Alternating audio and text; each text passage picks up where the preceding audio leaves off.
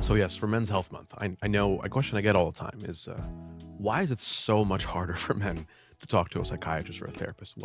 What is it? And there are some classic answers. Yes, we know the hypermasculinity and the social pressure, and all those things are true. Recently, I had a discussion with a young man who, and I gave him the analogy that he didn't see coming, in a sense that I often do consults for new mothers, right? And when a new mother is speaking about her own healthcare, oftentimes she puts herself absolutely last and will not talk about anything about what's good for her, except if I say to her, all right, mom, you want to take care of the baby best. You want something that's going to be really good for the baby, is that we take care of you. And that changes the dynamic altogether because then it's like, well, I know it's not about me, it's about the baby. My selflessness will drive me to get care, not because I want to be pampered, I want to be a new pampered mom, but because I want to be there for my baby.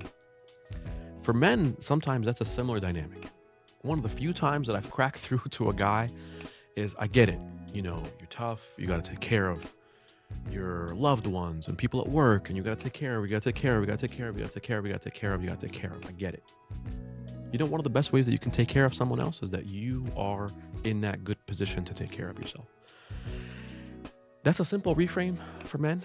The selflessness and men are not sort of all the same, right? This is just some of the experience that I've seen is that if you come to a place where you can understand that your selflessness, your desire to provide and protect and care for and be there for others can actually be at the forefront of the reason that you get some of your own care, that could be a motivator.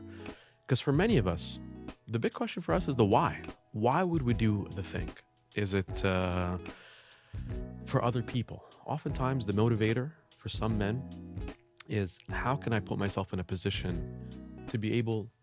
This comes to mind for one particular guy who said the only time he ever thought about going to rehab, for example, was when he looked in his wife's eyes and saw his children at the dinner table and realized he may not be around for his kids anymore.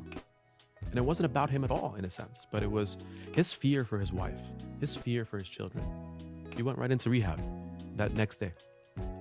Oftentimes for men, we need to find a good motivator. And that motivator may not be just about us, but it may be about other people. But taking that selfless motivator to say, you know what? I'm going to get better. I'm going to go into that rehab program. I'm going to go ahead and get that treatment for the person that I care about most. And they could be sort of your why.